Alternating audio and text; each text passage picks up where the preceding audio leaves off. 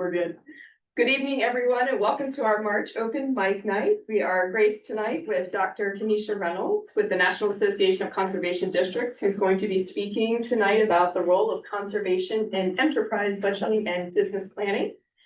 We also have a few other speakers tonight. Nicole Hall with the Revenue Authority will be talking about our Ag and Food Security Innovation Center feasibility study. We also have Dr. Friday Beal from University of Maryland Extension, who's going to talk about some of the programs in the local food systems and entrepreneurship program at Extension.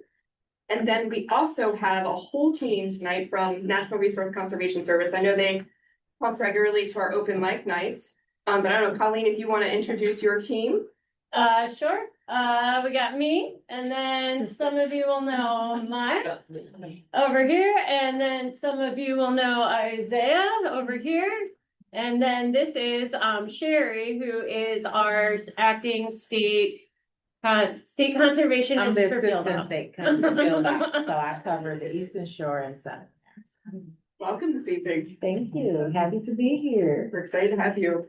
And then also I have to mention our Soil Conservation District staff. We have the Urban Ag Conservation Planner, Jason Sierra, and Terry Hampton, who runs this place like no one else. So thank you, Terry. And Terry's also responsible for the food this evening. So thank you for Terry. Thank you so much. All right.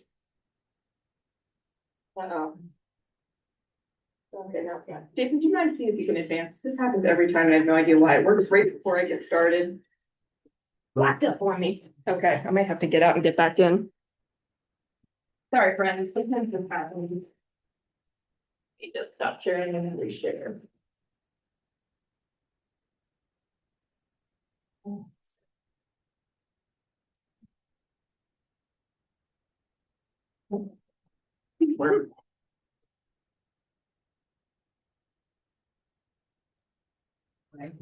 It should be fine for the PowerPoint. It just for some reason does that when we're on Google Slides.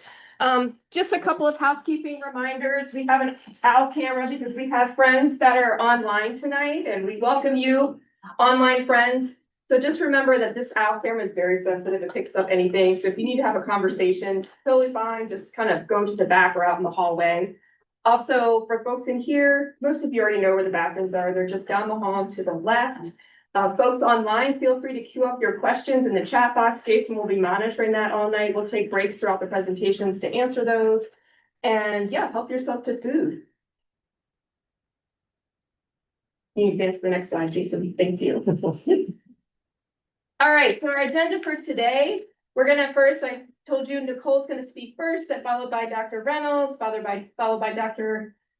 Abil, and then Colleen and her team will be talking at the end just to give you guys some NRCS updates. And we always appreciate Colleen and Naya and friends come frequently to our open mic night. So thank you for always being supportive because a lot of our folks are interested in programs. I just wanted to highlight some of the upcoming open mic nights that we'll be having. On April 14th, Dr. Isaac Valma and Dr. Pride Abil will be speaking about conservation of ethnic crops. Farmer Jams, this is all Urban Farm Incubator, will be speaking about strawberries on May 12th. And then June 16th, we're going to 2 urban farms in Clinton that are right down the street from each other. We'll see Dr. Samuel and also Tasha Dickerson, and we'll see some of what they're doing and some of their value added products. And then a little summer break. And September 21st, we're going to visit Back Garden Farm. Danielle and Tim have leveraged county, state, and federal programs to fund a lot of things in their urban farm, and they have a fun little farm stand, so we're going to visit them in Bowie September 21st. Just a shout out for the 2 events that are happening next week. Nicole will talk about our stakeholder engagement meeting for the AFSIC. But there's also an Ag Resources Advisory Committee meeting. Apparently the link is not up on the website yet, but it should be up there by tomorrow. So if you'd like to voice any concerns, issues, thoughts, feedback you have for the county's advisory group. Well, basically it's county council's advisory group. Esther actually is queued up to be on that, right? You're in the nominations process now? I'm gonna switch it over to Pride. Oh, it's switching over to Pride, okay. I teach more. Okay, I got you. Well, Pride, apparently you're gonna be on the Ag. So see Pride this evening if you have questions about that committee. All right, Thank you. And these are just some of our Bloomin PGC partners. So definitely visit their websites. We appreciate all of their support. So now we're gonna go ahead and pull Nicole's presentation up. She's gonna talk for a few minutes about the ASIC that y'all been hearing about. So just give me a second, Nicole, and I'm gonna bring this up and hope it works. Whoops, what's that mean? There we go. Awesome, thank you so much. I have to do some funny things really quickly. There's always a Well, while she's doing that, I can jump right in. Like filler. So good afternoon, everyone. I'm Nicole Hall. I'm the Chief Real Estate Officer for the Revenue Authority of Prince George's County.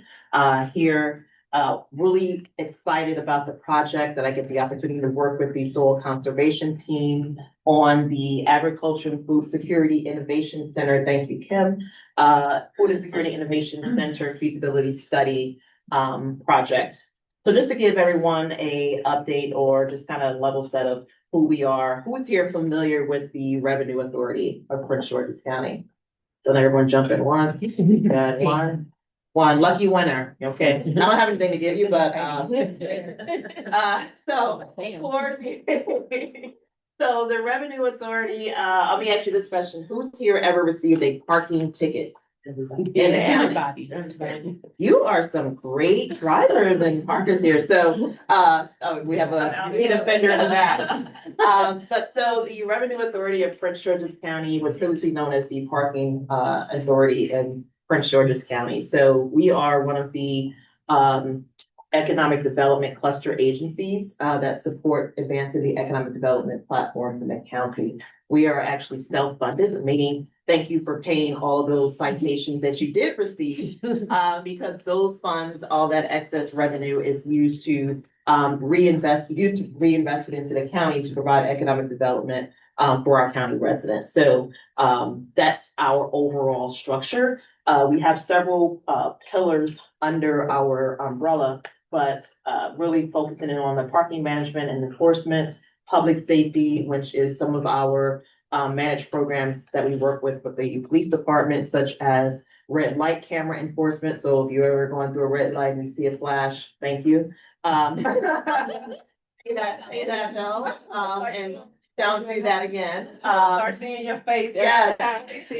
As well as school bus enforcement. So we also enforce school bus safety. So that all falls under our public safety managed programs.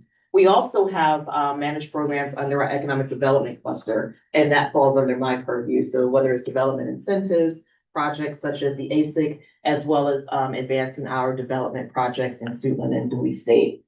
The agricultural feasibility study, the real goal is really to provide support for the long-term vision of the county and the agricultural community overall. It's much needed food availability and education, as we all know in this room. Prince George's County has the second most food insecure community outside of Baltimore City.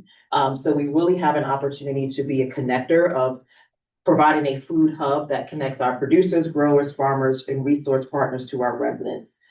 Some of the questions that we're looking to answer as part of this study is, what are the current gaps in our agricultural ecosystem, and what operational resources are needed to support our agricultural community? What will facilitate connectivity between our farmers, producers, and users or end customers?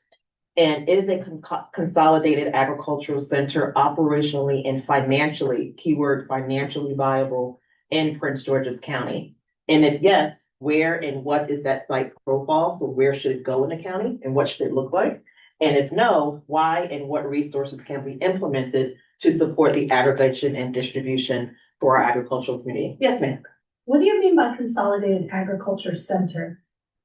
So basically, if you have multiple uses, whether it's distribution, so if you are a farmer or grower in the county and you are looking for somewhere to learn how to expand your business, go somewhere to potentially store your products in cold storage, to then get opportunities for distribution for your product, as well as to sell your product to the end user. So that is what that aggregated ecosystem would be for the agricultural community. But the goal of this study is to determine what that operation model should look like.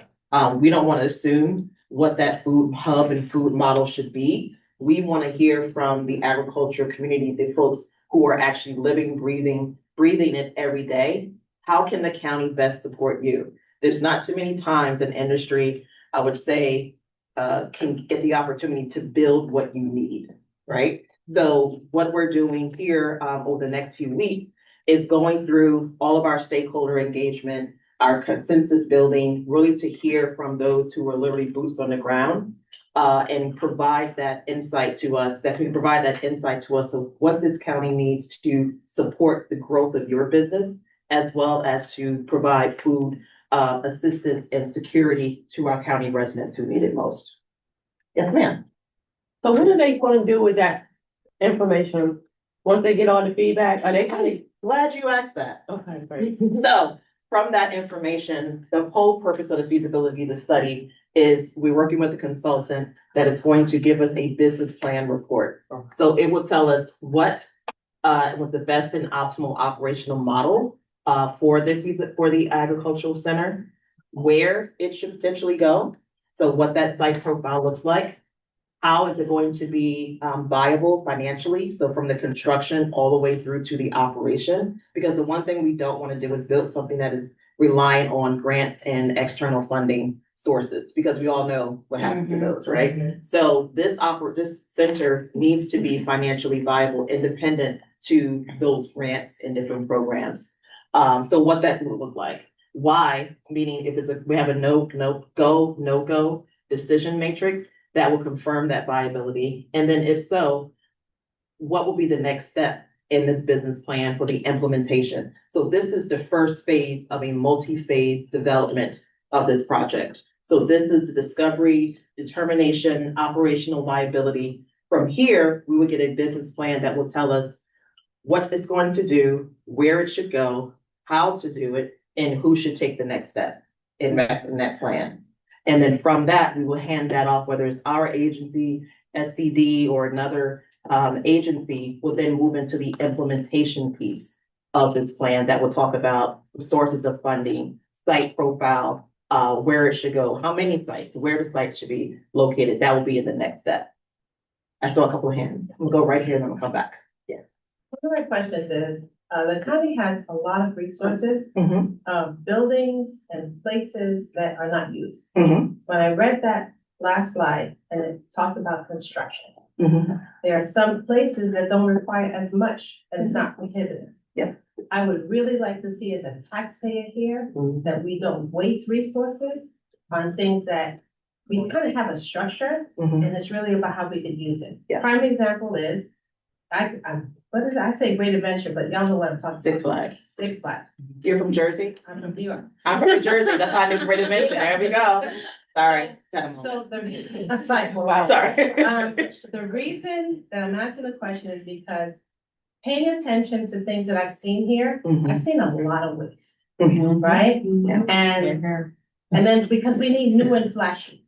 And I am just concerned because if we say we have food insecurity, we would be wasting money to build when we have buildings, when we have structures, when we have locations that are private and off the road. So it's not bothering anybody to get what we need to get to the people we need to get it to. Yeah. So my question first is, are they going to, I know this is a vote, all this vote, you know, sometimes I'm a little bit about voting, that we shouldn't be voting like that, but what is the framework of making sure we use what we have first? If that is in there, if there's a question or something we answer like that, versus just going to start something fresh. Sure. So I would like that to seriously be a consideration, because as I look around, it's not. Mhm. So this is great to give the resource and the food to who needs it, to have a place where farmers could go to drop off or aggregate and or learn, except, but to not use what we already have is a real concern for me. No, that is a very valid concern, and as someone in the real estate and economic development realm, I get it.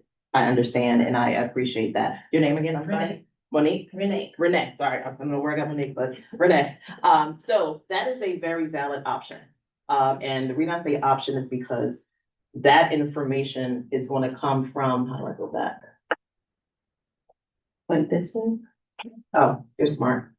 I say all that to say, so the operation piece, the information that we gather from all of the stakeholders will feed into what does this structure need to look like from an operation standpoint, right? So does it need to have room for large tractor trailers? Does it need to have a ramp? Does it need to have accessibility to 495, 50, 301? Does it need to be able to support a farmer's market? And quite frankly, one of the things that we mentioned is this location going to be one center?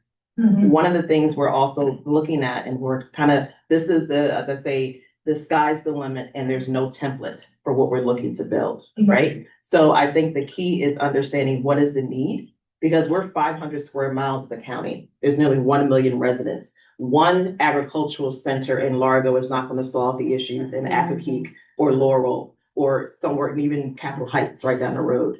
So one of the options could potentially be, or one of the ideas could be, you have one location that is a repurposed building. There's one right here around the corner, an old school right here in Upper Marlboro, right?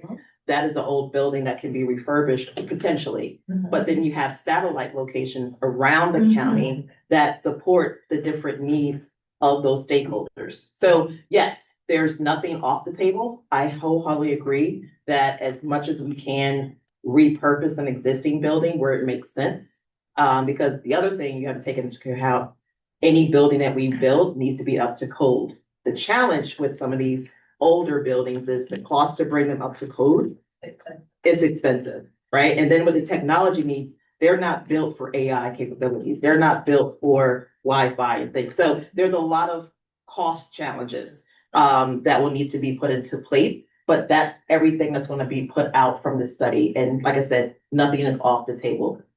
And if she had a question, then here, then here. Yeah, Nicole, I might ask folks the whole question, just Okay, we can so we get to our get through. presentation tonight, but we will have that stakeholder engagement meeting. Yes, next you're week. smart. Yeah. Nicole, sorry, Yeah. I just know we can, it's a Sure. whole thing in and of itself. Yes.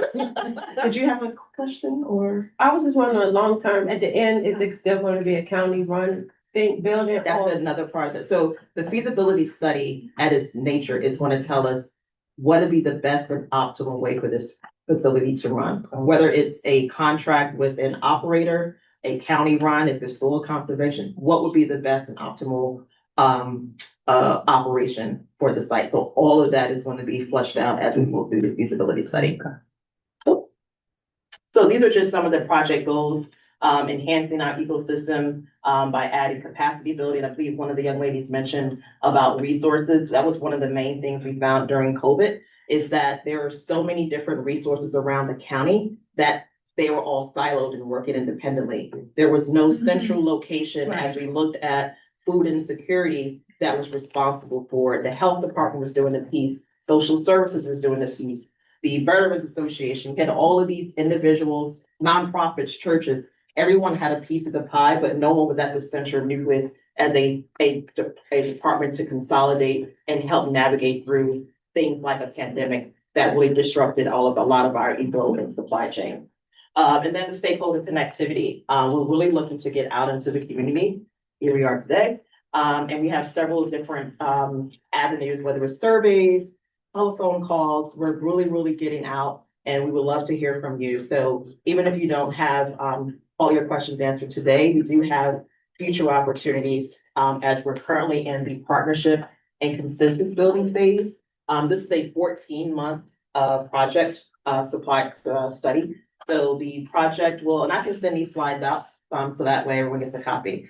So this is a 14-month feasibility study. We kicked this off in December. So by this time next year, we anticipate having a report out of the initial findings, the final findings for that business plan and what that center should look like.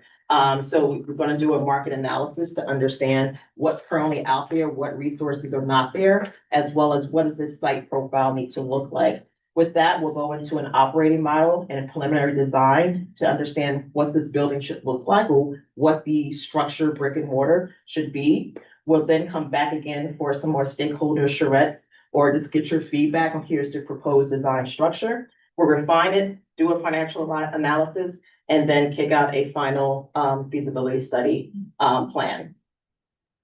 Ooh, I don't know what I just said.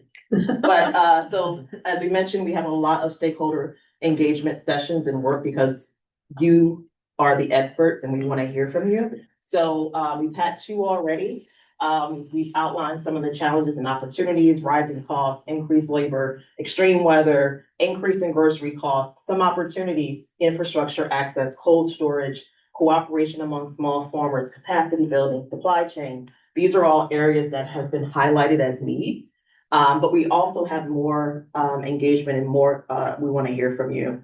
We really want to hear from all levels of the ecosystem. So from the growers, producers, farmers, all the way to our residents, end users, consumers. We're missing a bit in the middle with some of our retailers and our buyers. So if you have any companies that you would recommend for us to reach out to, I will definitely share my contact information. You know how to get to Kim. Send us that information. We're building that database. And I'll pop up anywhere, as long as there's coffee, that's my only requirement. But, you know, we'll really want to hear from the community. Our next event is the local and minority-owned agricultural forum. This is really trying to hear from our legacy Black farmers in the county. We have a very robust heritage and legacy here, and we want to make sure all those voices are heard and incorporated into this agricultural center. So that's going to be hosted here next Wednesday from 4 to 6 p.m. And we also have a virtual option. But we want to see you. We're going to have food. It's going to be great, be fun. And it's going to be an interactive stakeholder engagement piece. And then next steps, continuing that engagement, we're going to issue a needs assessment survey. We're going to be monitoring resources. So there's resources that you hear about that you think will be vital to this feasibility study, send it to Kim and myself. And we're going to continue to engage with our county agencies to ensure that a lot of those resources follow along with this project. And that concludes. Any questions? Oh, just a lady right here, then right here. No, you don't have it. That's up to my mind. I understand that you said that there's not like a perfect case study for what you think you're trying to design, but there are definitely nonprofits in kind of adjacent counties. Montgomery County in particular comes to mind. To what extent are you considering those kinds of different operating models to kind of take food from farmers and like on the county level and make sure that happens? Sure. We're working with a consultant who's facilitating the project, and we are looking at other case study models. They've done hundreds of these around the country. So we're not even looking at it from a micro, we're looking from a macro standpoint of what has worked, what hasn't worked, how is it financed, how is it running 5 years later? Is it running 5 years later? That's typically the question. But no, we're taking that information. And like I said, if there's anything specific that you think we should look at, please send it. Like I said, I am not the expert. I'm a project manager, real estate, economic development person. I just got some tips on how to not kill my fruit at home. So I welcome all information and resources that you can provide. So please send that to me. Yeah. Yes, ma'am. Have you considered having an agriculture fairground? A lot of counties have them, and this is where they showcase agriculture. This is why our county doesn't seem to know about our agriculture program because we don't have a fairground. But this is having an agriculture fairground.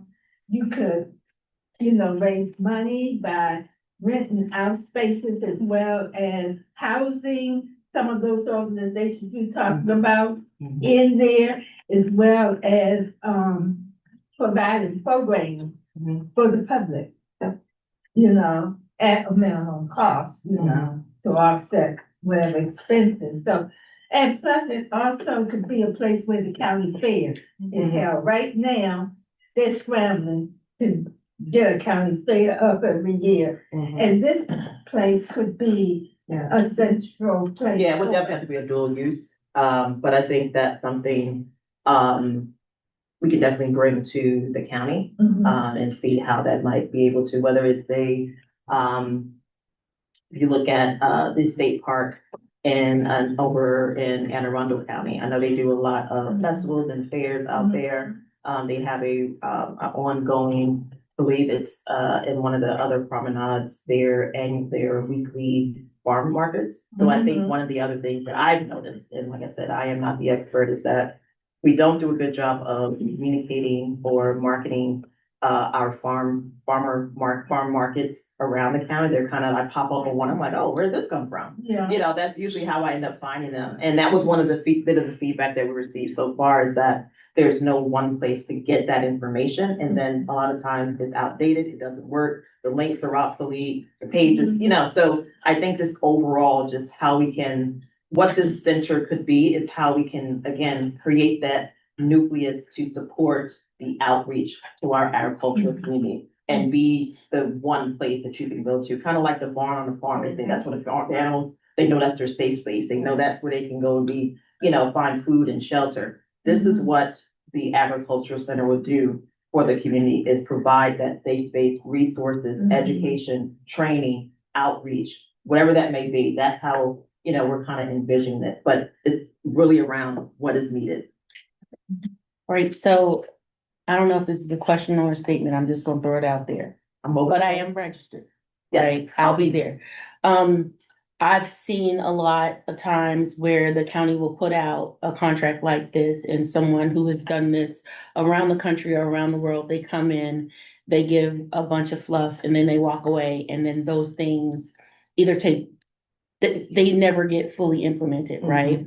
And so when I look at that schedule, I can tell that, okay, this part, at least the initial 14 months, that contract is already there, it's already funded. My question, comment, request is that for any follow-on work, that there are performance guarantees built into the contract, so that as the county does well, the vendor does well too, so that we don't get that bait and switch thing that they do, where they come in and they have made this fantastic proposal and they may come up with this fantastic feasibility plan, and then they get to walk away with, you know, boatloads of county money, and then we're sitting here with something that's really, you know, not able to be implemented.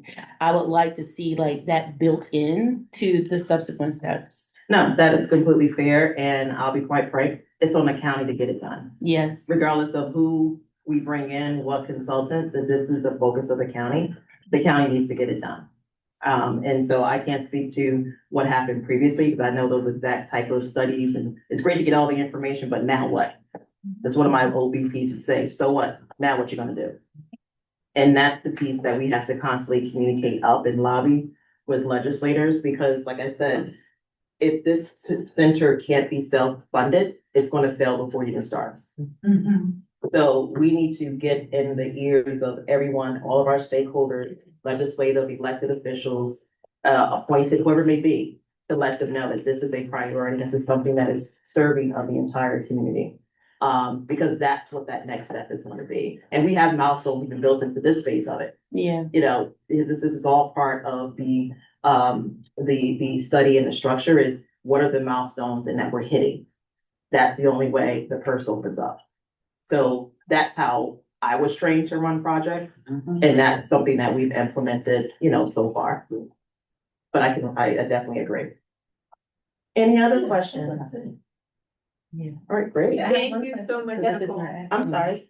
Question is just short, and it's the people that you're using as contractors to do this work, are they looking at places that are comparable, public health, person? And we gotta look at apples to apples. And sometimes we look at watermelon to apples and then wonder why it didn't work.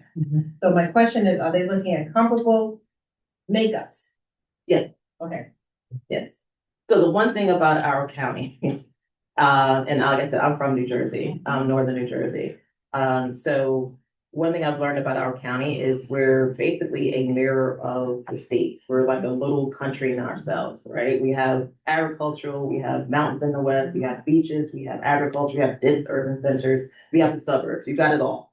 And this center needs to speak to what is the greatest need to our residents. And that's why I said, it may not just be, the recognition may not be one location. Right. It may be, okay, we need to speak to these different consumers and stakeholders separately. Or this center, it may not be an actual brick and mortar. It might be, hey, we have a mobile farm stand that can go around and support our local farmers. So that's the information and that's how we're interpreting it. It's not going to be it's not linear and saying, okay, here's what's been done, it's the only thing we can do. This is an opportunity, and I'll say this 20 times over on a soapbox and I'll get down. This is your opportunity to tell the county what your industry needs and how you want it built, where you think it should be built, what should it do, who should it serve, how can it help you grow, what resources you need. That doesn't happen too often.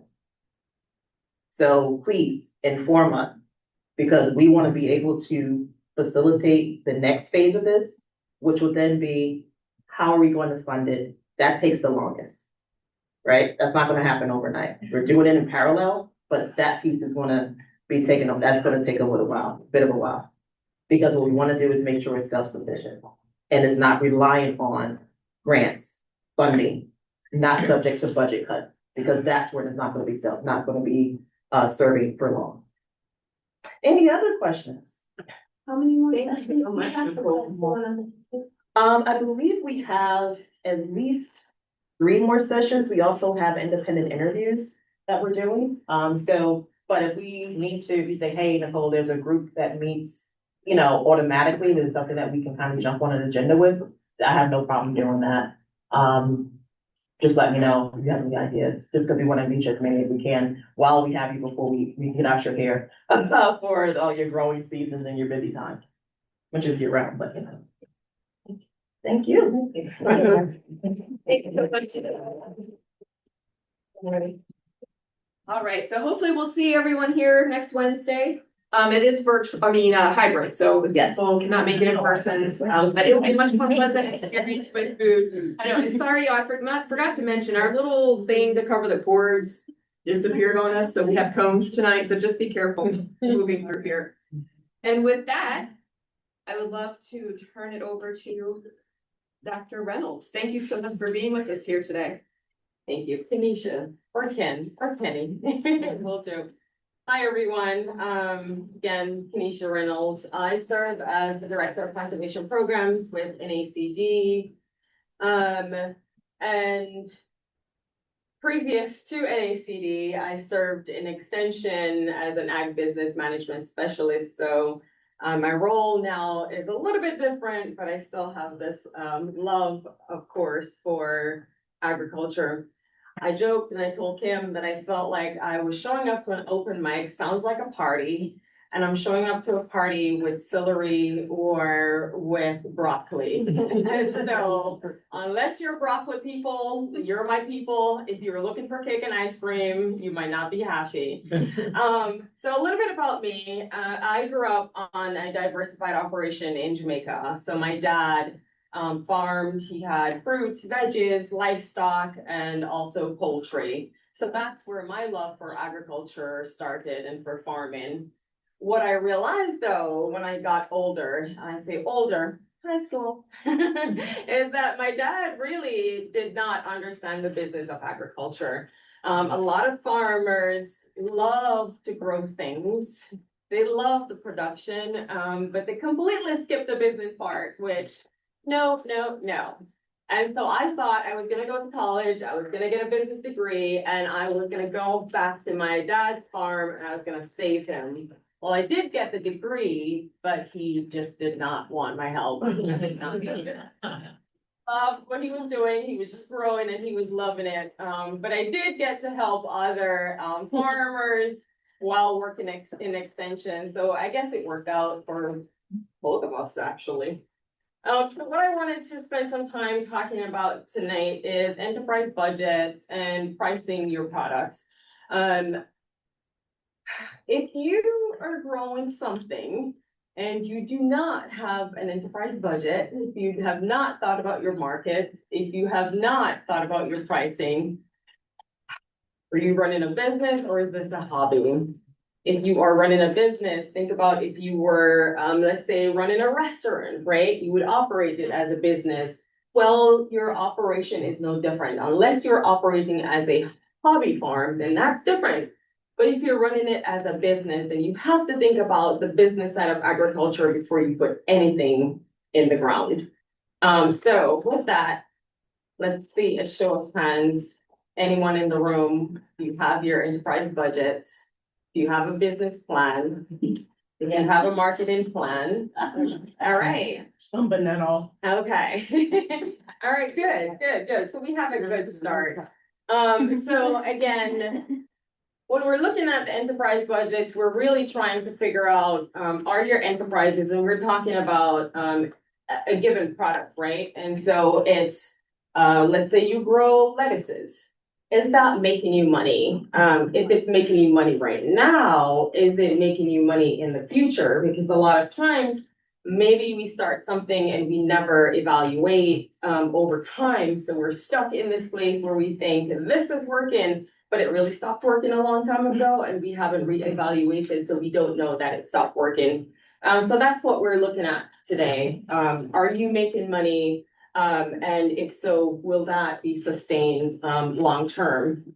So your enterprise budgets really look at all your estimates of returns. I'm talking about sales, or you'll hear terms like income, or you'll hear terms like revenue. So it's taken into consideration all your returns and then all the costs that are associated then with your production of that one enterprise. And cost here looks at both variable and fixed. So variables are those costs that are moving as you're, like changing volume in products. So those are directly related to growing that product. Your fixed costs are those costs that are not going to change. You're going to incur those costs no matter what. So for example, you have a tractor and you have a loan on that tractor. You're going to have to pay that tractor whether you do this one enterprise or not, right? So those are your fixed costs. So your enterprise budgets, again, consist of those receipts, your costs, and it helps you to determine whether or not you are making a profit or whether or not you're operating your business at a loss. Your enterprise budgets is expressed in a unit basis. And so if you're looking at, let's say, pounds or a bag of something or a head of cow or whatever might be. So as a farmer or farm manager or someone on the farm who is making decision on a day-to-day, there are a lot of things that you're deciding, right? Some of those are they probably have consequences, both in the immediate term and in the long term, and others maybe not as crucial. So you're probably considering, do I need to buy maybe new equipment? Or if you could be thinking, when do I need to sell my crops? So the decisions that you're making on a day-to-day, again, those have both immediate and also long-term impacts. So you have to be thinking and making strategic decisions. So you're not on a whim just doing something that could financially impact your business in the long term. So this enterprise budget is a great tool to help you to be able to determine then some of those decisions, to help you make some informed decisions. All right, so the budget is really a great planning tool. It helps you to develop projections for your business at different prices, pricing levels. So what happens when I'm increasing my price, decreasing my price? That tool is helping you to see what happens when you make those changes or at different volumes of production. So if I increase my volume, decrease my volume, what is that doing to my overall farm profit? It also helps you with cost control, because when you put together your enterprise budget, and we'll look at a sample soon, you're itemizing all your expenses. So it helps you to see then what are some of those key expenses to help you to improve efficiency. And then it also helps you with setting your target price or sales. Again, we'll look at one soon. So your budgets help, they're used to itemize your receipts. You'll see income, you'll see other terms there. Receipt for an enterprise, it helps you to list out all your inputs and production practices that are required for that particular enterprise. Help you to estimate the benefits and costs or any major changes that you are making to your farm. whether you're adding an enterprise or you want to get rid of something, if you want to purchase equipment or make some other decisions. There's also a partial budgeting tool that can be used, and that's if you're not looking to overall do a full enterprise, but if you just want to make some changes, just to see what that change would do to your income or to your expenses. And I think it locked up. Oh no, it worked. All right, so here are some questions that your enterprise budgets will help you to answer. Am I charging enough to cover my costs? Again, if you are blindly growing something and you don't know how much it costs, you don't know how much to sell it for you to make a profit. So your enterprise budgets will help you to know, am I charging enough to cover my costs? What are my biggest expenses? Are they related to labor, which, don't get me started on labor. Farmers do not like to put money in for themselves. They tend to love to commingle, not everyone, but love to commingle business and personal finances. No, but that's a different story. So your enterprise budgets can help you to see where are your biggest expenses. Are they related to labor? Are they related to marketing or some other expense, some other input? Can I produce enough to be profitable? You need to know this before you start growing stuff or raising animals. Can I make enough to contribute to my household income? Now, not anyone in this room, but other farmers, and no one in the Zoom room either.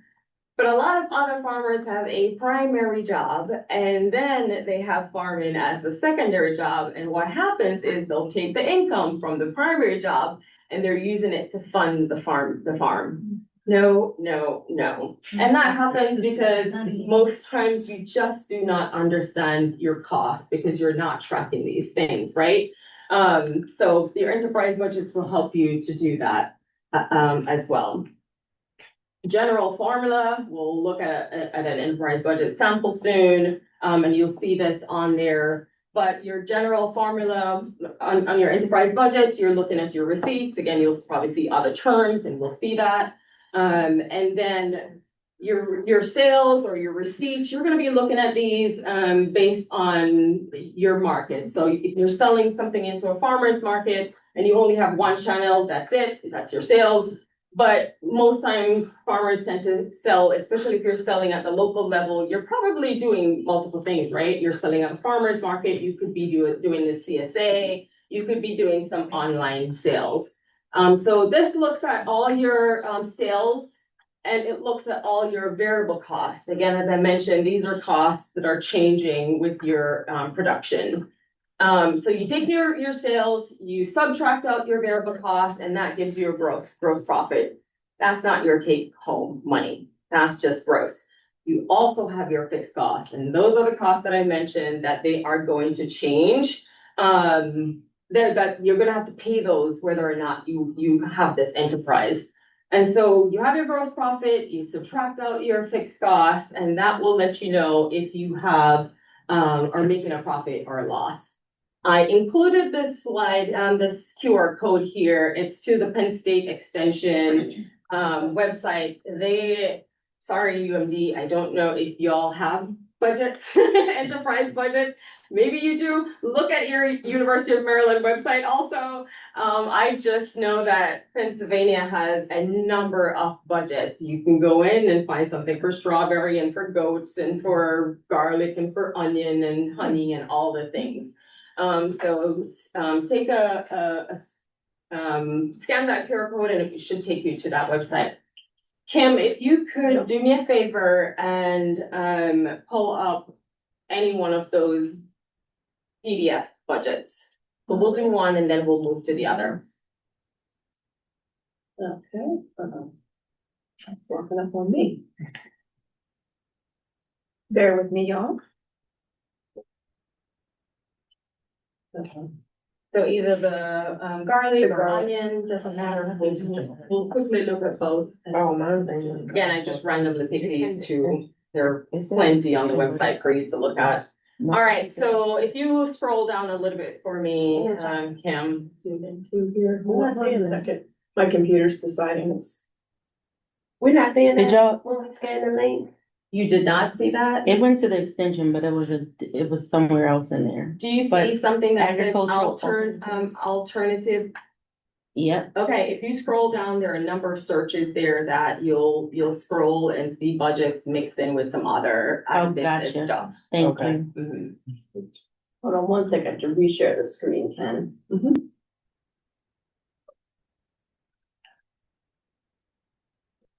Okay. All right, there we go. So what I wanted to show you, again, this is a sample budget. There are a number of them on Penn State website. Also, go to your local extension and find their budgets there. What's really neat about this is that it is a template where you can input your own numbers, right? So if you are growing and you have your own numbers and you want to see, you can go in. I can't click on here now, but if I could click in that where it says your quantity. I could put one. I could click in, oh, there you go. Just put one in there, Kim, and then maybe $10 in there. And it automatically then calculates for you. So it's pretty snazzy, Nice. pretty cool. If you're looking for a starting point, these budget templates are really good. But what I wanted you to see on here, I'm afraid to press to find a green light. So I'm gonna leave that alone. You'll see at the very top, it gives you a summary. What it's telling you there is when it's hidden right now by the you are sharing screen. No need to move it, it's fine. Okay. But you'll see that they'll give you some prompts, some things to think about, as in with this budget in particular, we are looking at returns and costs for 1 acre of production that's based on 18,500 pounds of garlic. But we're keeping back 1,800 pounds because we're gonna use that for seeding for the next year. So we're only in this budget using that 16,700 that you're looking at by receipts. So they give you a little bit of summary for you to pay attention. So if your units are different, then obviously you have to account for that. So on this, you'll see what I mentioned, the receipts. It could look like income, it could say sales, it could say revenue. That's where you're gonna record your income. So in this case, they are doing pounds for garlic, 16,700. They're selling this somewhere for $3 per pound. And so their revenue is 50,100. So that's what you're making, but you haven't accounted for your cost yet.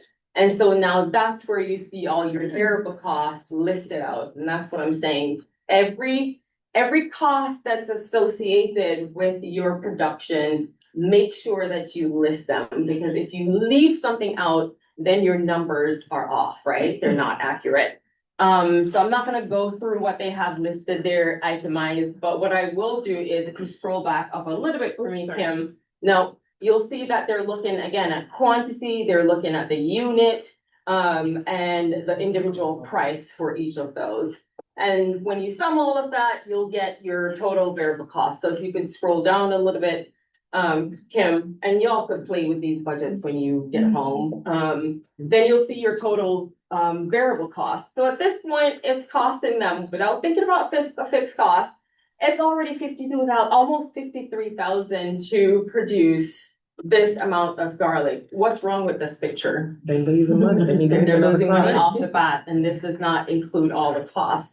So if you're not putting these things on paper, you don't know what's happening to your numbers, right? So when they account for the fixed cost in this budget, that's another $508. And so now you're at 53 and a half. So it's costing you $53,500 and you're only making 50,100. So as you can see at your net returns at the bottom here, this is not something that you want to be doing. And that's the beauty of creating your enterprise budget. Kim, if you go to the next one that says onion. So that one was just an example to show that once you put these things on paper, you realize, oh, this is not something that I want to be doing. Versus this budget, again, you'll see the same things that I've already mentioned. You'll see your income. So now they're using the word income versus revenue, same thing, okay? you'll see the income. So in this case, they are at the top where they give you the summary, they're telling you specifically, we're using plastic culture in this case. So pay attention to that when you're looking at these budgets. In this case, they are doing bags of onions, so 25-pound bags of onions. They have 1,500 of those. They're selling them at $10 per bag, and so their revenue here is $15,000. And then they go through and they record all their variable costs. And don't forget, your marketing cost has to be in these variable costs. If you drive to a farmer's market, you have to include the mileage in there. If you buy containers to pack, to put your stuff in, package your stuff, it has to be in there. So when I say all the costs that are directly associated, you want to include that in there. Question. Why did you say pay attention to that they're using plastic culture? So you might be doing something, you might be using another production practice or system. So you want to pay attention. So you might not be using plastic culture. I don't know. Does that change this budget or you just They say just just for want no? you to be aware. Oh. So your yield might look different from theirs because you're doing another production practice. So your numbers might be a little bit off from these numbers because your practice is different. Okay. Yeah. So we're able to change, I'm sorry, to change where it says quantity or number of operations to 1,500, we're able to change that? In this budget, you would add it to the blank column. Okay, so you're the where blank you're- and theirs yes. is set. Mhm. So there's Okay. is that, the blank ones, that's where you could add yours. Is there a place for advertising costs? Yes, that would go into your variable cost. In my barrel. Mhm. Yeah. And again, so now you're seeing that their total variable cost, oh, there is the marketing, you could have advertising. Again, you see that mesh onion bag, that's for your, like packaging. So all of that is included in your variable cost. So for this budget, if you scroll down a little bit for me, Kim, you'll see that it, without their fixed cost, it's costing them $10,229.77 to produce without the fixed cost, but they're making $15,000. So we know so far they're doing good, right? And then when you add the fixed cost, you have a total cost of $10,926. So in this case, they are making a profit off of that. And if you scroll down a little bit more, Kim, I want to touch on that number. But when you look at, you say not much, but you all look at the opportunity is what I see in the budget where you highlighted marketing. I see that is in this particular scenario, the biggest cost. So that is something you could be strategic with to increase your bottom line. And that marketing cost is gonna change depending on the market you're going into, right? Exactly. So a farmer's market might look different from if you are selling to a grocery store or a restaurant or something. So that's gonna change. I don't know what their market was for this. I didn't dig into it, but that market cost could be lower depending, or maybe higher, depending on the market that you're selling into. That was a very Prince George's County response. Not enough. It's not. Work. I wanted to point this out. That's your break-even price, and we'll talk about that in our honey budget. If you have an enterprise budget and you're looking at your sales, you're looking at all your costs, variable and fixed. When you make your calculation to see how much you could sell, you have to sell this for to break even, not making money, just to recoup what you spent. In this case, you have to be selling these, selling your product at $7.28, just to make your money back. So that's the good thing about these enterprise budget. It really helps you just as a starting point. Now, there are other things to consider when you're pricing your product, but this is where you start. You have to be making your money back and some, right? So I just wanted to add that. Okay, Kim, if we go back to the presentation. Yes. All right. Okay. And scroll.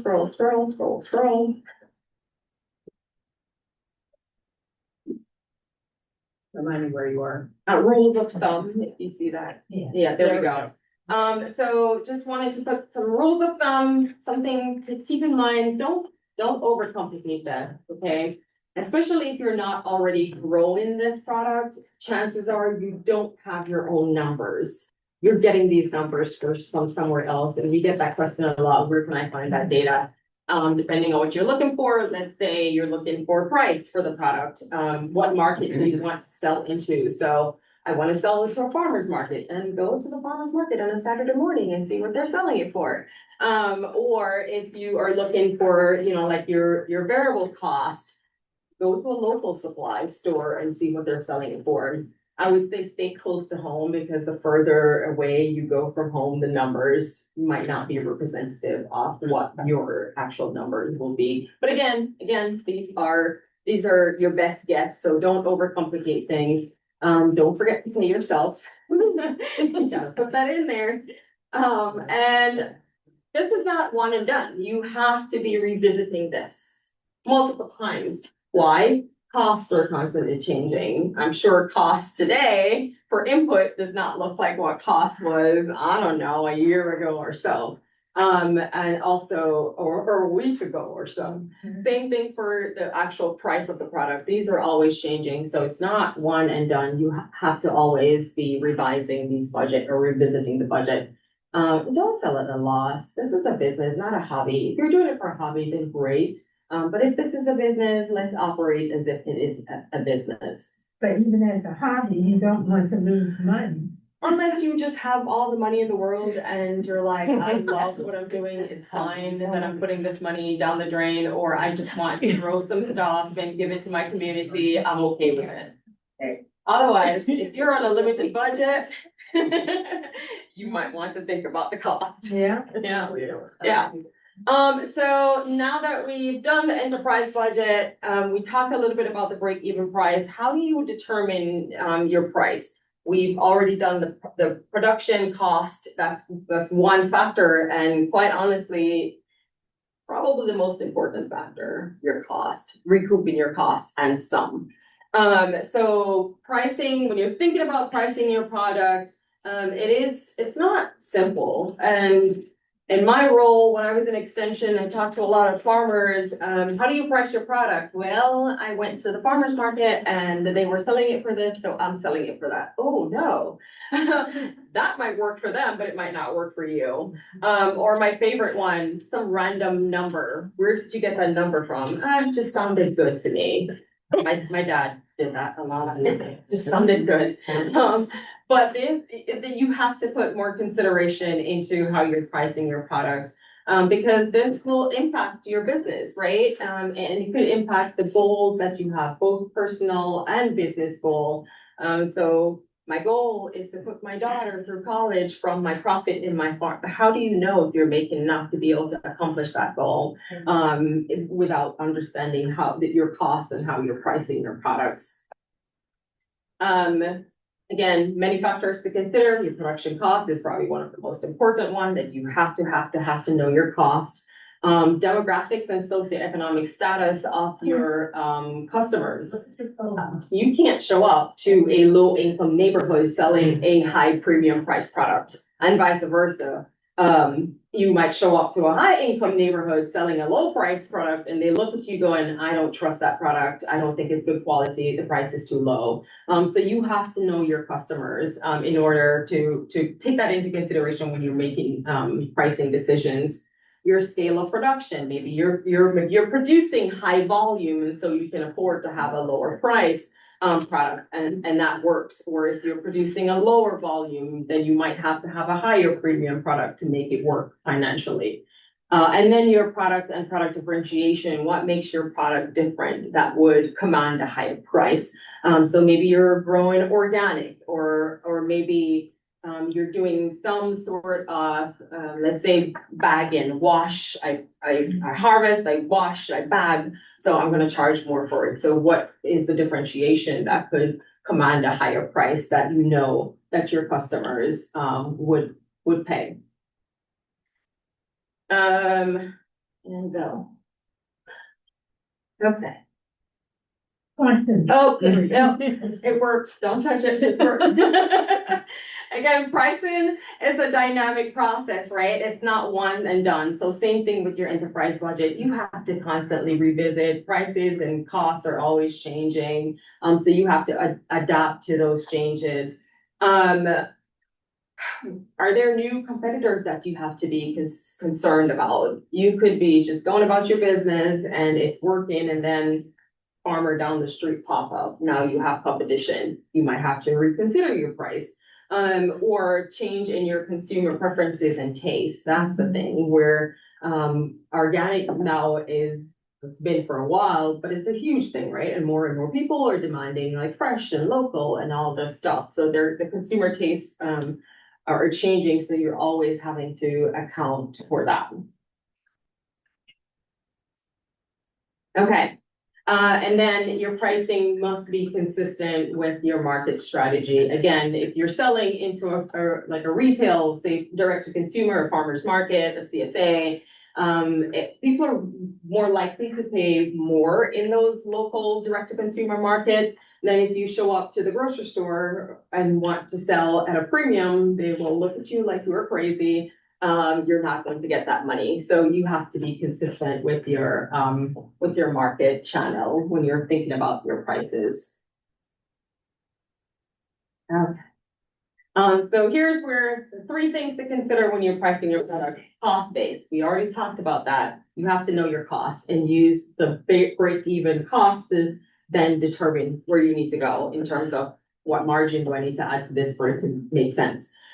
We also talked about your customer. You have to be thinking about your customer. And then the competition. You also have to consider the competition when you're thinking about your pricing strategies.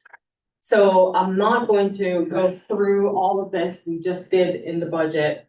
What I would probably, maybe I'll skip the honey budget. Okay. It's pretty similar. It has all your sales and your cost. The only thing that is in the honey budget that's not in the others, we have a per pound. So it breaks down the cost to per pound. And so it tells you per pound how much revenue, per pound how much variable cost, per pound how much fixed cost, and that gives you your per pound cost that you need to use as the base. Quick question. The slide before you mentioned about your, who you're marketing to, who you're selling to, and how the prices need to be changed. So do I need to have a separate sheet for each? So like if I'm selling something here in PG, well, here in Upper Marlboro, and then I go to Silver Spring, one thing might cost $8 here, but it costs $12 here. Do I need a separate budget sheet? No, your budget sheet stays, but your budget sheet is gonna be the base to know if I sell it in PG for $8, it works.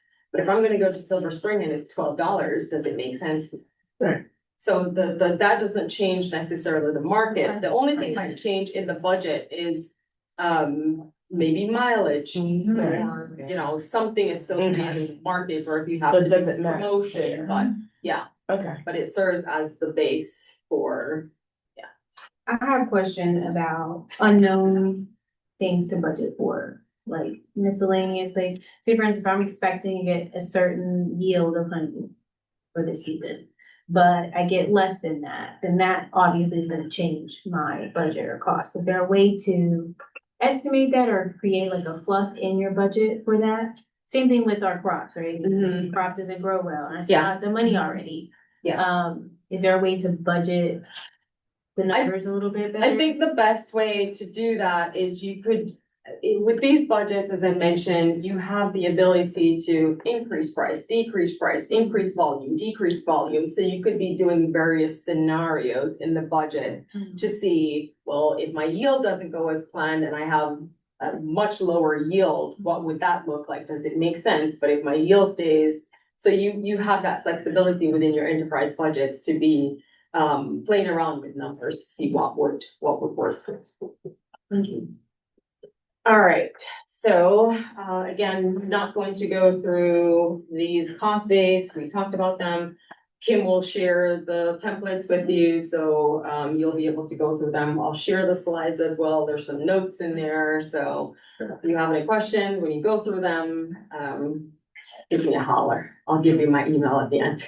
All right, so customer-based pricing, another thing to think about, who are your customers? As I mentioned, you have to know your customers well for you to be able to price the product for it to make sense, right? For your product, for your customers to want to pay for it. What's their income level? That's really important.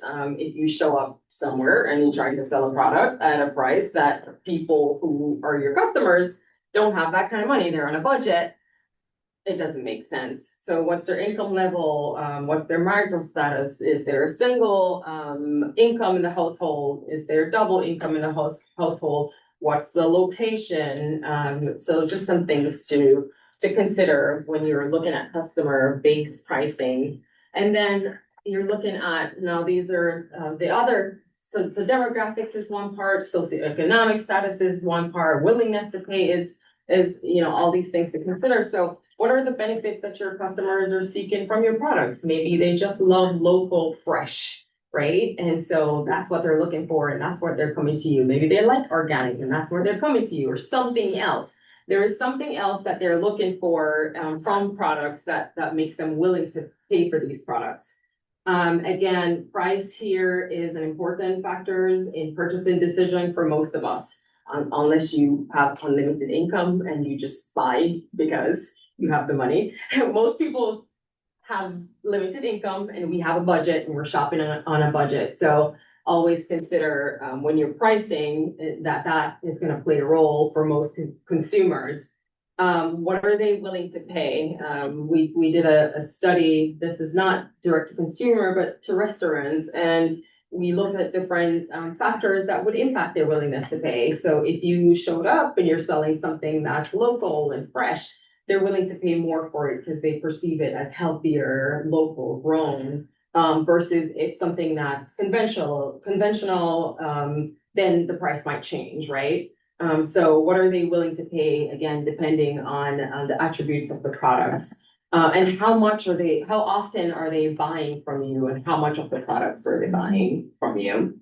Are they loyal customers? Because they might just have their person, and you can't tap into that market because they're just not going to move from their person. They have their person. What are their spending habits? Are they just willing to buy and buy and buy, or they're more, like reserved, buy as needed? Are they repeat customers? So some of the things to consider when you're looking at customer-based pricing. Again, as I mentioned, price is not always the most important factor, but it is an important factor. So some people might be looking at attributes that I don't care, as long as it is locally grown, I'm going to buy it because I perceive it to be healthier, fresher, so I'm going to buy it. But for most people, price will be a factor. Your perception, their perception of your products could be influenced by your price. So again, if you show up to a high-end neighborhood at a farmer's market and your price is really, really low, then they probably could say, I don't think so. This cannot be a good quality product if the price is so low. So your pricing could perceive, what they perceive about your products. So here, all I'm saying is understand your target customers really well. That's part of the pricing. So you start at the cost. We always start with your cost, and then we branch out to other consideration. Your competitors, that's another piece that you have to consider when you're pricing your products. So who are they? What are the products that they're selling? What volume are they selling at? What differentiate your products from theirs? How many years are they in business? Because if they're well established, somebody might trust them over you now just starting to get into that business, right? Or to get into that enterprise. What market channels are they selling into? How are they promoting or advertising these products? Can you compete with that? And then what are their prices? Also looking at their strengths and weaknesses, because you're trying to see how you stack up against the competition. So do a SWOT analysis to see then how you would fair against your competition. So all of that, now you know who your competitors are. Does that change your strategy in terms of pricing that you would implement? Are you now going to just ask for a similar price? Are you going to price your product based on differentiation, or are you gonna charge a lower price? So all the things to consider, but if you don't know your homework, you can't make these decisions. At least you can't make informed this decision. So in the end, go. Okay. There we go. Sorry.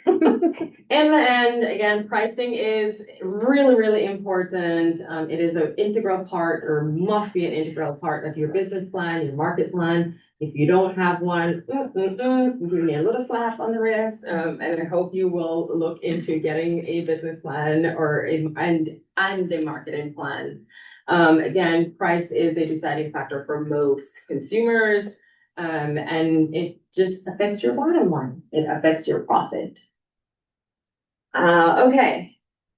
Just a few minutes I'll take to talk about some studies that looks at the economics of soil health, of doing soil conservation practices. Kim like, yay. Some good news, some not surprising news. A lot of this depends, right? It all depends. It depends on the practice. It depends on the location. It depends on the systems, production systems. But I still wanted to show just 3 studies for you to go explore. I'm sure there are others, but it's not well researched. There's more and more research happening around the economics. So most studies might have looked at the yield and how it affects yield, but most haven't looked at the economics or your expenses and income from this. So this is it's old now, but I think it's really cool. If you go to the website, they have the videos on there with all the farmers who participated, and they're talking about their experience and how the changes that they've seen from implementing conservation practice. This was a study done by the Soil Health Institute. They partnered with NACD as well as NRCS to follow 30 farmers for a couple years who are implementing some soil health management systems, and then look at how financially how that impacted the operation. They looked at 14 crops. You see them listed here. I'm not going to read them. Big picture, what they found was that on average, there was a net farm income increase by $65 an acre. Again, not everyone got $65 an acre. It really depends on a lot of variables. But what they found here was, in terms of cost, that after implementing the soil health management system, that crops like corn, their cost reduced by $14 per acre.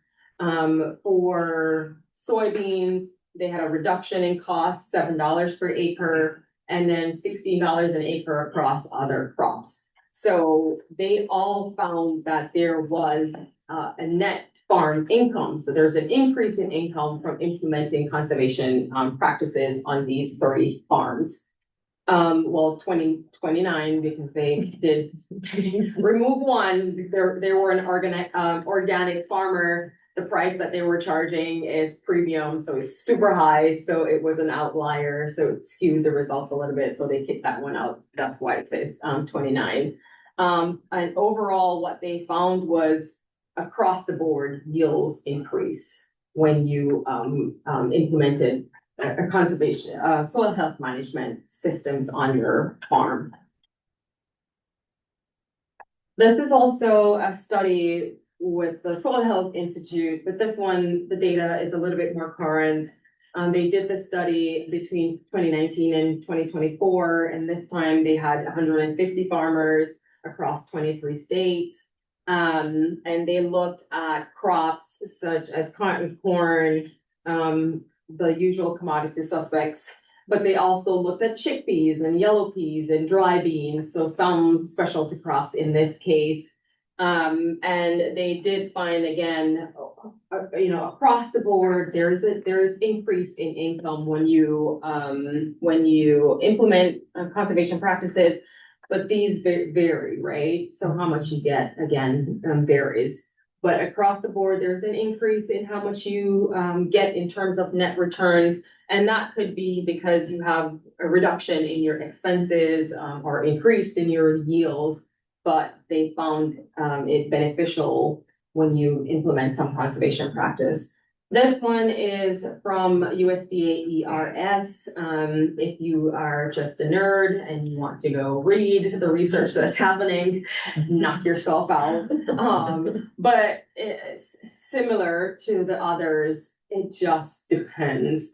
One thing that most of what you'll see in most of the studies, if you get the cost share, NRCS or others, obviously that helps with your cost, right? And so that tend to help to increase your overall profit. So get to the right persons in the room before you leave about conservation practices.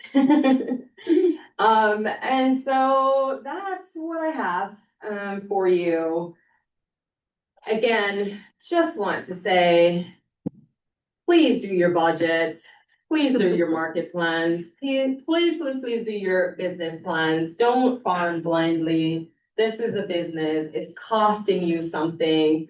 And unless you just have boohoo money, in this case, see me, because I would love some of that money. But otherwise, it's costing you. So just be mindful that you are doing your due diligence and taking the time to really look at your overall cost and making sure that you're pricing your products so you're making a profit and not bleeding blindly like my dad, who did not have a clue as to what he made or did not make. So hope this was helpful. It's really high level, but maybe this is a starting point that you can start to dig deeper into. Maybe some of the resources, go to UMD site and look at their budgets, and also the Penn State budgets, and start to play around with some numbers. I know we're at the point where we're gonna plant something, and most of you already bought the stuff. Hopefully you did your homework, but if not, maybe, take a stab at these budgets first before you move forward. All right, that's what I got. That's great, Jen. Thank you so much. We have some questions in the chat box, and then we can go to folks in the room. The one question I have on, is there a link to the spreadsheet for the income versus expenses? Yes, we have links in the presentation. So once we share the presentation, they'll be able to click on the links. Yep. All right, that's it. We'll open it up to the room. Several farmers, they plant 4 or 5 crops. So how do you integrate that in an enterprise budget? Individual, so a budget per crop, because otherwise when you lump them, it's not going to be easy for you to determine which ones are actually profitable versus which ones are like loss leaders. So do one for each. That's the only way you'll be able to tell. And now I have some farmers that I've worked with, they'll do the budget and they look at the numbers for some crops, depending, okay? So those who do on-farm, pick your own, they have their farm stands and all this stuff. They could choose sometimes to grow the crops that are not money makers. And in some cases, maybe they're losing a little bit, but for them, it's worth it because their consumers are looking for it. And if they have those products, they're more likely to come to their farm and buy other stuff. If they don't have that product, they might go look somewhere else because one-stop shop, right? So in some cases, you might look at the individual budgets and you still think it's worth it for me to do it when I look at the overall picture. But the only way you can tell is if you're doing one for each. That's just like Costco and Sam's Club with the rotisserie chickens, right? They do not make money off that, Yeah. but it's just to get you in the store. Get you in the door, and there are a lot of products like that. Then you walk out of there, you spend. You already $200 spend, every yeah. time. Came Yeah. in just for the chicken. Exactly. So we have producers who would buy bananas, and it's not necessarily profitable for them to be selling bananas, but their customers don't want to go to the farmer's market or on the farm and then go to the grocery store. So you're doing these individual budgets, but then you're also looking overall, your customers, your competition, and taking that full picture into consideration. Do you have any tips about how to allocate fixed costs? In the budget, yes. So when you have your fixed costs, especially when you're talking about equipment and, you know, all these other stuff, land or whatever, you're not allocating the full cost of it. So you're doing an annual basis. So simple depreciation, you could just say, this tractor cost me $10,000. I know the tractor is going to last for 10 years. 10,000 divided by 10, put that 1 year into budget. Okay. Yeah, because I was gonna say, it's not gonna be very practical. Like, No. no one is going to remember, I spent 10 hours on this tractor this year, working on this field, and this is where I grew the garden. Well. So. No, for a lot of people, they're not going to do that. But if you can track your records, the better, the more accurate, the better, but I understand that you're probably not going to do that, so. Yeah. A good estimate Like I'm is not helpful. even trying. A good estimate is helpful. Yeah. Okay. All right, well, So, go ahead. another observation that I have is the role of culture in some of this. When lots of women come to my farm, they'll say, okay, can you just give me this for $2? Oh. When you know, you say it's $5, say, okay, I have just $4. So the haggling part of it, and if you don't sell it, what are you gonna do? And so how does that factor in the pricing of your product? Oh, you sound like my dad. He did that a lot. Not a good business practice, but I do understand that happens. That's a determination you're going to have to make. If you've done the numbers, you've run the numbers, you know that if I give my products for $2, I'm gonna end up possibly at the loss or a much lower profit than I could be making. Are you willing to do that? Because you're also taking your customers into consideration as they're repeat customers. I want them to come back. It's fine. It's gonna put a little, you know, dent in my profit, but it's worth it. But I would say don't give your products away unless you know that these are perishable items. If I don't sell them, they're gonna go into some waste somewhere when I get home. Then that's different because versus throwing them out, you make something for it. But She otherwise, also said, It's know your cultural. customer too. but know It's your the same thing. customers. So you're gonna make your pricing based not off of the exception, right? So if it's just 1 or 2 people that are doing that, then just tell them no and move on. But if your primary customer base, that's how they all come to you, then build that into your price and to begin with, so you have space to negotiate. So you Yes, just like, because- if you know I'm gonna Right. be late, you tell me to get there at 6, cause you really want me there by 7, right? So Grocery stores you do tell that them too. $6, cause you know they Yeah. want to be down the cushion. Yeah. But you already know. Yeah. Grocery stores will do that. Grocery store, when you go into the grocery store, then they're like, huge sale, 50% off, like, no, it's not a sale. You're not giving away products, It's nobody already does built that, in. so it's the same thing. You run the numbers, you know your customers, you know somebody is gonna show up and try to get you to sell at a lower cost, then tell them it's higher. Because chances are they can pay it. It's just a cultural mindset. Mhm. In Jamaica, they do that. So they would buy the products from my dad, they'll take it to the market, and then they'll come back and say, it wasn't a good day at the market, so I can only pay this much. They can pay what it's worth, but it's a cultural mindset. So, yeah, again, know your price, first of all, know your customers. know if it's going to be worth your while, and then adjust accordingly. And then I'll say this, know your product. If And you know offer your a good product, If it's a Stand good on it. product, if it's a Stand on high quality product, stand your ground on your product. Yeah. So I'm gonna tell you one of the things that I've done. I actually make cakes. And so at the end of the day, if I still have like 10 slices of cake left, I will, at the last 30 minutes, half price. Because I know I can't do anything with it. Or I would take those 10 cakes, donate it to a school. Or, you know, like for us, like a church, donate the food, then you get to write it off as Yeah. part of your stuff.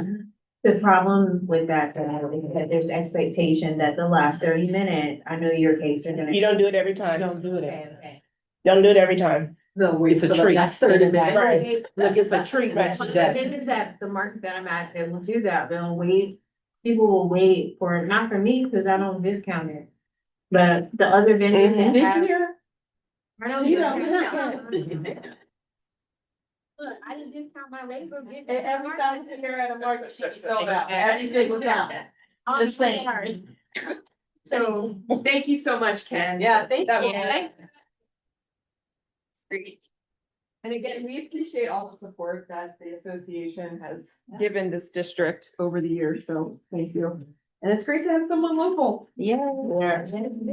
Actually, I'm gonna walk around this. This is for you, from the district. Oh my gosh. Kim. Do not do this. We'll talk about it afterwards. It's under the threshold, it's small. Oh, no. All right, so with that, We'll talk. Pride, you mind coming up and talking a little bit about your programs at UMD? Oh, yeah. Thank you, and maybe you can give them a preview of what you and Isaac are planning on the 14th too. Oh, That's no. hilarious. Give this for you a little bit. Hi, everyone. By the way, great presentation. Yeah. Most of the things you talked about, I'm still going to repeat some of them. They are working. Because we're hard. Yeah, there are things we actually do at the University of Maryland Extension.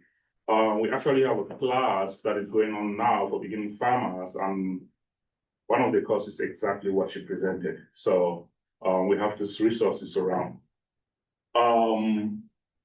As you can see, my presentation is talking about challenges smallholders are facing and why profits isn't enough to make most more farmers stay in farming, which is why they drop off after 3 years or 5 years. Because 5 years, they realize, oh, I've been wasting time here. You know, I'm losing money.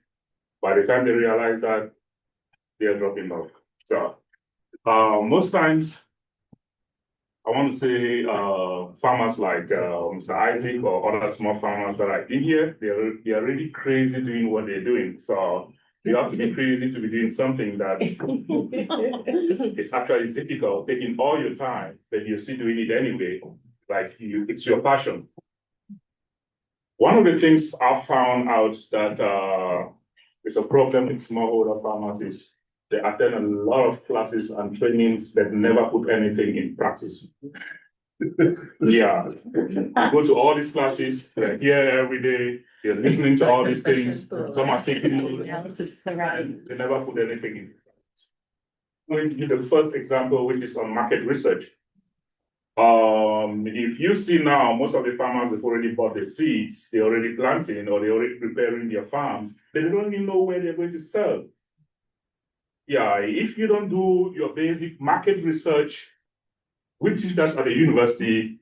If you don't do your basic market research to know exactly what quantity you're going to sell, to whom you're going to sell, you remember she presented about the demography. You need to know your customer. You need to know what their finances are. You need to know what their preferences are, those type of things before you're even trying to plant something. So like she said, that is just planting for planting. I'm not talking to those who are just planting for planting. I'm talking to those who want to make money out of planting. Please, you have to do your market research. All the steps, you have your market plan. From there, it's easy for you to have a market strategy. If something is not working, you pivot a little bit, you change direction, you adapt, and you keep moving forward. That's the first thing I'm going to say. The next thing I want to talk about is something that we talk about a lot when it comes to extension, record keeping. Every time you attend any extension meeting, everybody is talking about record keeping. It's because most farmers think record keeping is all about expenditure and income. Then they calculate the profit they are making. No, record keeping is much more than that. If you don't have your records, you're driving blind. Yeah, it's like you're driving a car blind. You won't be able to make predictions. You won't be able to make forecasts. You won't be able to do risk, which is something I'm going to talk about later. And you won't be able to make a budget like this without you keeping your records. Also, record keeping, you have to be able to record every activity that is going on in the farm, good or bad. That's when you see you have issues on the farm, you have to record them. What issues? It's not about money. Record keeping is not only about money that comes in or money that goes out. It's all about the activities that you're doing on your farm, at what time, if it's climate that, the weather changes. No, I know we can always go online and check the weather. There's certain things that happen on your farm, you're supposed to record them. Certain things that are positive, you record them on the positive side, opportunity side. Things that are negative, you record them on the issue side. If you have an elaborate record for 3 years, before you're going into the 4th year, you'll be able to predict certain things without people telling you. Which is why you see most of these experienced farmers, they don't listen to extension workers. They are like 3 years ahead of us because they already know by simple repetition of what they do, they can simply look at the weather. They are going to know if I'm planting now or I'm going to wait. When you guys are struggling to plant, no, the weather is still going to change. So please, this is a big challenge. Learn how to keep your records. Another thing I would like to talk about is the aspect of labor. On Sunday, I passed around where you guys have your farm at Walking Park there. Yeah, I met one of the farmers. She's a lady. She was there with a kid. She's been there since. Yeah, adorable. They gave me carrots and I love it. That's one of the things I like working with smallholder. You're always getting fresh food. You're always getting to interact with them. And you're also getting to share with some of their burdens. I really had a long talk with her, and labor is a big problem when it comes to smallholder farmers. They're supposed to prepare the farm, they're supposed to go get seeds, they're supposed to come plant, they're supposed to go to farmers market. One single person doing all this. Most time it's very difficult for them to actually manage. And when you ask them, they don't even have the money to hire someone. And sometimes even if they have some monies to hire people, the persons that they hire are not consistent. They come today, tomorrow they are not there. So I don't know how we need to fix this, because that same Sunday I was on another farm. They're trying to do agritourism. The people they hire to come and work, only 2 showed up. Wow. So labor is really a problem. That's why most times when I sit in some of these meetings and I listen to how people are talking, I'm like, they've lost touch with the smallholder farmers. They're just talking things that are good on book or sounds really great, but the problem in the ground or the problem on the field is completely different. Yeah. So these farmers, they face a lot of these problems that I'm talking about. Then, if we look at something like, you go to a small farm, right? Not even the size of this room. The farmer is planting 7 to 12 crops on that small area.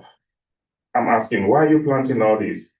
Are you trying to make money, or you're trying to diversify? Diversity is good, but that doesn't give you money. Mm-hmm. What you need to do is you need to optimize what you're planting. Planting a lot and selling a lot of waste doesn't actually help you, because most of the things you're taking to the farmer's market, you end up dumping them.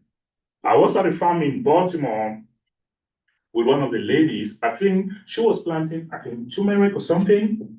She was selling that for $6 a pound. But on her farm, it was just a very small area. Then when I look at the other area where she had other vegetables like cabbage, like tomatoes, the farm looked really good. Then I started asking her, how much do you sell this a pound? Oh, this is just like $2, $3. Then I asked her, this is your cash cow. You have just a small portion. And that sold out. This she's harvesting, she needs people to help her harvest before taking them to the farmer's market. And at the end, she ends up selling it at a lower cost because nobody is buying. But she has what actually sells the cash cow. So most smallholder farmers, they don't really know how to optimize their business or optimize their operations in the farm. They have to think about this. You have to think about this. These are some of the things when I go to farms, I'm doing or talking with farmers, just seeing how much are you selling this? Why are you selling this at this price? And if you were keeping record, coming back to record keeping, you realize that 3 years ago I didn't sell this. Oh, why do I keep growing the same things? Why every year I take it to the farmers market and I don't sell most of it? So you see, everything is tied. That's how business is. You're supposed to use one thing to link another. So I just submitted a paper on transaction cost. Yeah. Most times we are here right now, right? To listen to some of our stuff. That is transaction of time. You don't factor this into your business as time you're wasting. You're driving to go get something. You don't factor that fuel into time as money that you are putting into the business. There are lots of these different things, transaction for research, all these things you're doing. You don't factor that, but it accumulates with time. By the time it's 3 years, you realize, oh, my money is going somewhere. You don't even know where the money is going because you've never written that down. You've never thought about that is something that is really valuable. So we all have to think about this cost. Big companies, they have what is called economic of scale. They don't feel these things. And even when they send someone to listen to sessions like this, they're being paid for their time because they factor all those things in. That you as a smallholder farmer, you don't even think about these things, but it weighs on you over time. It is a hidden or host cost that you drag it with time, it only gets bigger. Yeah, with time, it only gets bigger. So I am telling farmers to try to think about this transaction cost. The next thing is the institutions. Yeah, we have all these aggregators coming up. They're getting fundings to do what they are doing. Because when they come to buy, they don't want to pay the price that they're asking for. They prefer to go buy in Virginia from another aggregator that sells cheaper and come and say it's local. Meanwhile, the farmer is here and the farmer is going to offer you their price. You're going to say, I can't buy at that price because you know you're buying another aggregator for almost nothing because they are funded. Their positions, their organization is running. It doesn't depend on the farm. But the small farmer, they are those bearing the burden of actually producing this fresh food. And in the end, it goes to waste, which is why it's really, really painful. So the other thing I'm going to talk is agricultural risk. So agricultural risk assessment, like the budget is supposed to be part of the agricultural risk. What you were talking about, people haggling or people don't want to pay the right price, or when she was saying if certain things get bad, all that you're supposed to factor in under your risk management. You have to do your risk management. And risk management also depends on record keeping. It depends on a lot of factors. If you are not able to factor in or predict or the probability that something is going to happen, if it happens like this is my backup. If somebody is buying for $2 or $3 instead of $5, you have to factor that allowance in your sheet to already know this is part of the losses I am going to incur. And when you do your risk assessment, you're going to prioritize your risk. Priority 1 risk, priority 2 risk, priority 3 risk. Priority 1 risk, those are the things you have to look for. 2, 3, you can neglect them. These are things you can deal with. And what does all this sum up to? It sums up to profit. If you don't manage these things well, you're still going to make profit, right? Let's take the example she presented. She presented the first example with garlics, right? They didn't make any profit. But when she presented the second example, the one with onion, they made about $5,000 or $4,000 of profit, right? Yeah. Everybody was smiling. Oh, this might be a good business. The question I'm going to ask, can that pay your bills for a year if that's the business you're doing? Most times, smallholder farmers, you have your small plot, you're spending 16 hours, you're working on Sunday, you're in the farmer's market doing all this. And when you make some profit, you make your little calculation, you see I have $2,000. Oh, I made $2,000. You're taking time out of your family to be on the farm. You're not considering all this. Can you live on this? Like she said, some people are doing this as part-time because their money is coming from somewhere else. But when your money is coming from somewhere else, you're using that money to put in this, it means you're losing money from your household. So profit in itself for some farmers, it's not sustainable for them to do businesses like that. Which is why this is my plot, right? Okay. I am the food system entrepreneurship specialist for the university. These are some of the things I look at. These are some of the things I work with. I am working in agritourism and value added to see how farmers can really make money, minimal time, optimize what they are doing.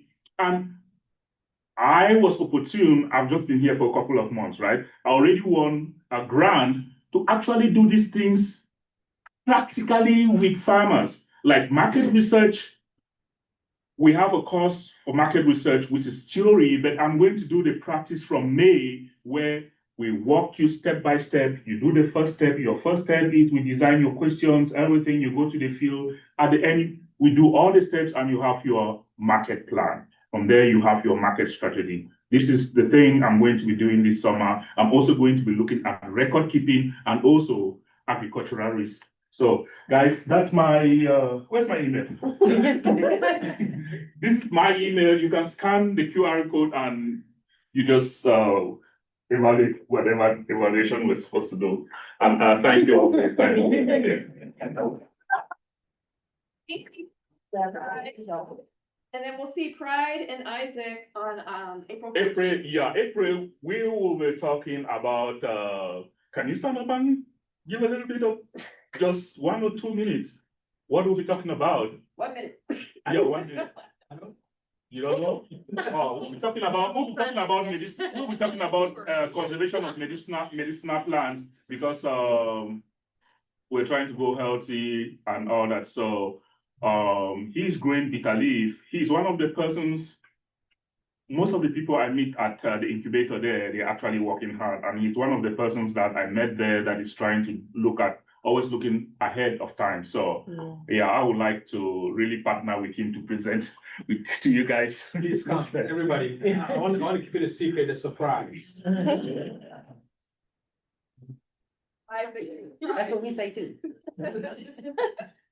All right. Let's welcome back Colleen and her NRCS colleagues to give us some updates on this year's program. All right, I mean, I feel like the clapping's a little much. I've talked to almost all of you in the last week, but that's okay.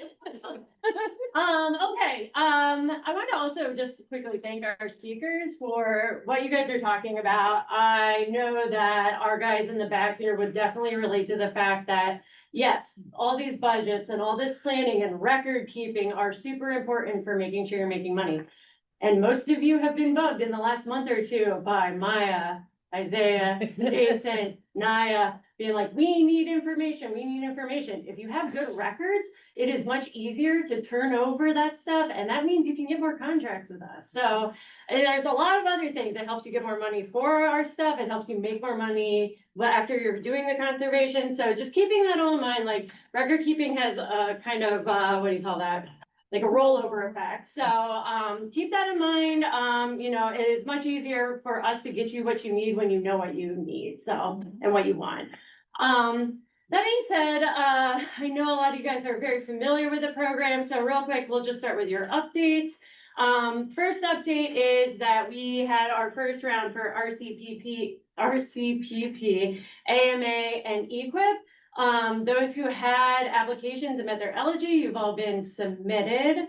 And we will hopefully be hearing on things getting funded this week, probably, Yeah, maybe next week. it'll be next. Next week, okay. Well, there was rumors that might be There'll this be- week, there'll but be- okay, it'll be next Everyone will week. be, we will begin to send out the notifications. You will know. Yeah.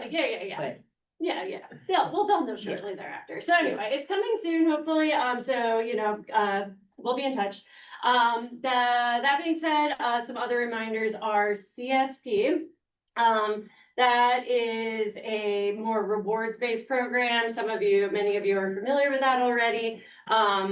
That is going to be those applications who have applications in that will be submitted by next Friday. And then we would hopefully have some answers for you guys on who got funded shortly thereafter. Other big notice for anybody, even if you haven't applied yet, is that there is an application deadline on March 30th for RCPP. Yeah, RCPP. And that is specifically mostly a fund for urban farms. Think of urban farms in a more dynamic setting. We don't have to follow the exact same rules for urban farms that like the district is following. If you're in a relatively urban area, you may still qualify. So if you're at all interested in that, please get your application in. Also, if you're maybe interested in CSP or EQIP, it's always possible that some later signups may happen. I would say if you can get that application for either of those in by March 30th, that's probably a good goal to set. We may have more time than that, but if you get in by then, it's probably a good chance that you're gonna be okay. And if we find out more dates on those, we will let you guys know. For those of you who are not as familiar with our programs and what we do, we offer a number of financial assistance programs to help fund all the conservation that we work here at the district with. And that is the main programs we have are EQIP, the Environmental Quality Incentives Program. And that is a largely reimbursement based program that will fund all kinds of conservation from soil health practices, irrigation management, compost management. What else have we got going on in here? High tunnels, low tunnels, raised beds, and many, many more things. We actually have a flyer over there. What'd you say? What was that one called? EQIP. What was that one called? EQIP. Okay. You're familiar. You've been there. I just wanted to make sure I didn't change the name. No, it's still the same old thing. The good news is that this year they've had some money through the Regenerative Ag Pilot Program, which despite the marketing is basically money for EQIP, and it is specifically targeted at regenerative agriculture, which means that we are having, things are looking good for you guys who are regeneratively farming. So there's a lot of extra money being prioritized there. This is a sheet, if you are not as familiar with us, of some of our most common urban ag practices. So feel free to grab one of those. And if you are interested and don't exactly know where you want to go, talk to Mike, talk to Isaiah, talk to Jason, talk to Nye, who's not here today, and get a site visit set up with one of them, and they will get you rolling. The other programs that we have are CSP, that is the Conservation Stewardship Program. That program is more for once you've kind of got you got a basic idea, you got your layout, maybe you've been farming for a few years. It doesn't require that, but you do kind of want to be knowing what you're doing, showing your management, stuff like that. That program will pay a $4,000 base payment, incentive payment. And then on top of that, and that payment is saying that you are meeting a base level of stewardship and you are going to continue to do that, which in our case, many of our smaller and urban farms are already doing that. And then we, on top of that, it'll pay for, different additional practices, and you're required to do at least one of those, or you can do many of those. These programs have changed a little bit in the last year, so that's super fun. So CSP, as you may have known it, might look a lot different now. There is sometimes an opportunity to forego an EQIP contract and just turn it into a CSP combined contract. we can kind of see what you need to do and what practices you're looking at, and it gets a little confusing, but we'll sort you guys out and make sure you're getting the best case scenario for all of that stuff. And definitely always ask questions if you're unsure. And then the last program we have is RCPP. That's our big one. We know we're having a second sign of that. Again, applications due March 30th. And that is very similar to our EQIP program. It's a reimbursement program. Reimbursements for all sorts of the conservation practices, pretty much any of the ones you can think of are available through that program. The one difference with RCPP from EQIP is that there isn't that option for an advance payment. So it's not ideal for everybody because I know some people are really relying on that advance payment. However, the bonus is that it pays about 15% more on every item. It pays more. So if you have the ability to upfront the money, or if you're looking at like simpler projects, management practices, some of the like cover crop things that have low input costs, it might be a good program for you. And as EQIP money starts to run out at the end of the year, there's usually some RCPP money. We got a lot of money to spend over there. So those are our main programs. I don't want to overly bore those who are already very familiar with these, but does anybody have any questions? Or Sherry, you've come all this way. Do you have anything you would like to add? I would just like to say I enjoyed this very much. It's good to see that someone is outreaching to educate the community on how our programs actually work. Colleen will tell you, I'm not native from here, so I come from down south. So this for me is really rewarding to see. I'm a component of educating people, not just telling people about the programs, but educating them how they work. Colleen and her staff do a great job. I would just like to say, take the opportunity to partner, because just like they all have talked about today, leveraging programs and your dollars to help you further your operations and grow your operations is doable. And there's even opportunity to leverage our program on top of each other to show you how to do it. So I always say use EQIP to fix your lane. So when you have big projects that could be expensive or things like that, use EQIP to fix your lane. Use CSP to enhance it. EQIP we can pay you after as you complete each project, so that keeps your money going throughout the year. CSP is a nice way to round it up at the end for the practices and stuff that you do, and it provides you a lump payment. So if you did have a rough year, you have a little something at the end to help you make it over to the next growing season. Or RCPP. Which we still have an open applications. Or and lots of money to spend. Or RCPP. And RCPP, I will say, Colleen has a great program that's being offered in Prince George's, and the target, like she said, is predominantly for urban farms, but she's got a lot of money to spend in it. We're the only ones spending it, even though lots of others. And I would say, Colleen about took all the money last year. I expect her to take it again this year. So you guys have a great DC who works for you guys, and she's always championed for her farmers to get more and more done. She sends me little messages all the time about what she like to see. And we try. Y'all really have a good champion for you here. So it's been a joy watching her work, watching her grow. And so I just encourage you guys to really partner with her and her staff. They really do want to help and try to help. So yeah. And obviously this is all thanks to Kim, because we all know she's the real force behind it. The last quick things I'm gonna point out is if you guys don't have FSA records yet and you are thinking about applying, there is a sheet that our partners, Sustainable Chesapeake, that's helping us with the RCPP outreach has made. FSA is in this office upstairs. Brian is a God sent down to us. He is super helpful. He can help you with all of getting your farm and track number. If you are in there, we are in a time of tight turnaround. If you can mention, hey, I'm working with NRCS, I'm working with Colleen, I'm I'm working with Maya, Isaiah, Jason, whoever. And you can get your eligibility done while you're there. You will make our program support specialist, John, just the happiest human being on earth. If you are curious about what that eligibility looks like, there's a nice little sheet they've made to let you know what you might need to bring to that. The other thing is, I know there's a few people that have not applied, or some people that maybe need to turn in their application to me. And there's an application right here, so fill this out before you leave if you would like to. And we can get you moving in the system.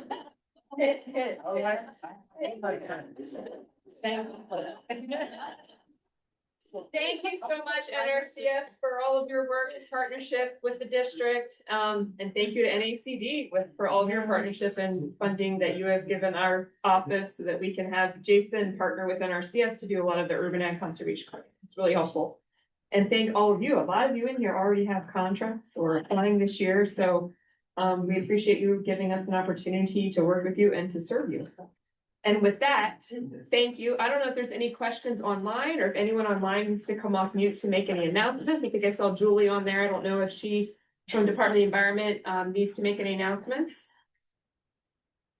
Or would like to. You don't need to, Julie. Not putting you on the spot. She left. Okay. All right.